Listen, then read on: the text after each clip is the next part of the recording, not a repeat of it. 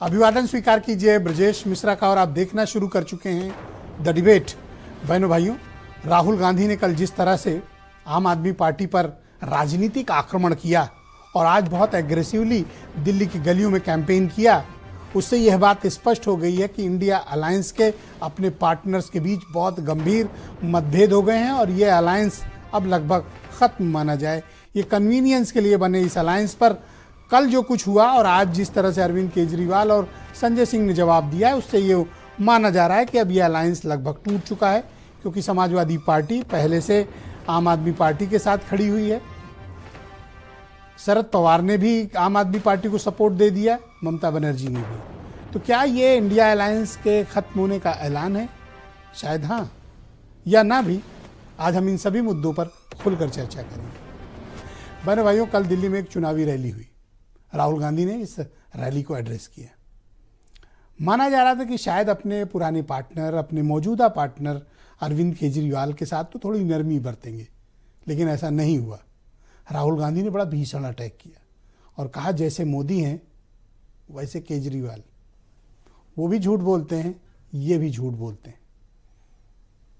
और केजरीवाल बोल कर दिखाएं कि क्या वो जातीय जनगणना कराना चाहते हैं।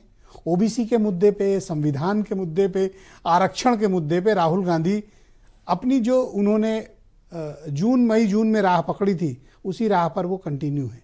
लेकिन इस बार दिल्ली में एक परिवर्तन है कि उनके साथ अरविंद केजरीवाल दुश्मन की बजाय, दोस्त की बजाय दुश्मन वाली लाइन पर खड़े हुए हैं। तो ये आम आदमी पार्टी और कांग्रेस के भीतर इतनी दुश्मनी क्यों हो गई? क्या हो गया ऐसा?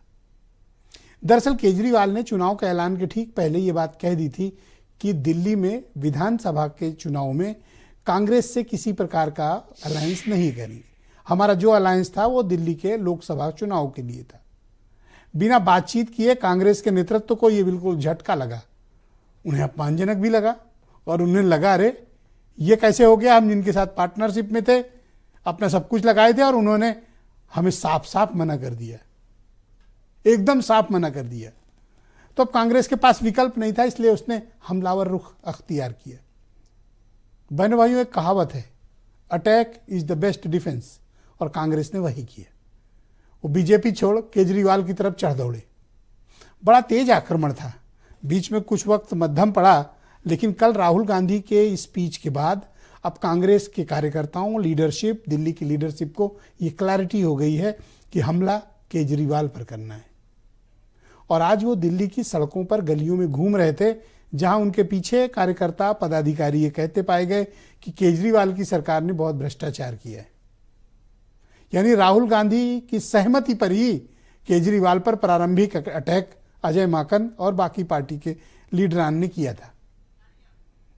इसके पहले अखिलेश यादव मंच पर जाकर आम आदमी पार्टी का साथ दे चुके हैं, कह चुके हैं कि वो आम आदमी पार्टी के साथ हैं। यानी अखिलेश यादव दिल्ली में कांग्रेस के साथ नहीं है। कांग्रेस की दुश्मन इस समय बीजेपी से ज्यादा आम आदमी पार्टी है दिल्ली में। शरद पवार ओपनली केजरीवाल के साथ हैं, उद्धव ठाकरे की पार्टी इनडायरेक्टली केजरीवाल के साथ है, ममता बनर्जी डायरेक्टली केजरीवाल के साथ है। तो कांग्रेस के साथ उसके पार्टनर्स क्यों नहीं है? ये ऐसा क्या हो गया 6 महीने में कि कांग्रेस अपने ही घर में, जिसको उसने इंडिया अलायंस का नाम दिया था, वो अलग थलग पड़ गई। अब जो $1 मिलियन सवाल है वो मैं करने जा रहा हूं। क्या उत्तर प्रदेश में ये दोस्ती, ये जोड़ी बनी रहेगी, या फिर जो दिल्ली में हुआ है 2027 में वो लखनऊ में होगा? क्या राहुल गांधी और अखिलेश यादव मिलकर चुनाव लड़ेंगे, या फिर जिस राह केजरीवाल गए हैं उस राह अखिलेश यादव भी तो जा सकते हैं, और उस राह कांग्रेस भी तो जा सकती है? क्योंकि कांग्रेस की लीडरशिप अखिलेश यादव की आलोचना का कोई मौका मिले तो छोड़ने से गुरेज करते हैं, परहेज करते हैं, कर ही देते हैं।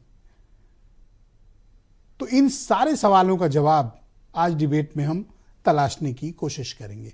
आप कुछ स्टेटमेंट राहुल गांधी और केजरीवाल के सुन लें और ये समझें कि ये लोग 1 जून तक एक साथ प्रचार कर रहे थे और 6 महीने के भीतर एक दूसरे के लिए क्या बोल रहे हैं।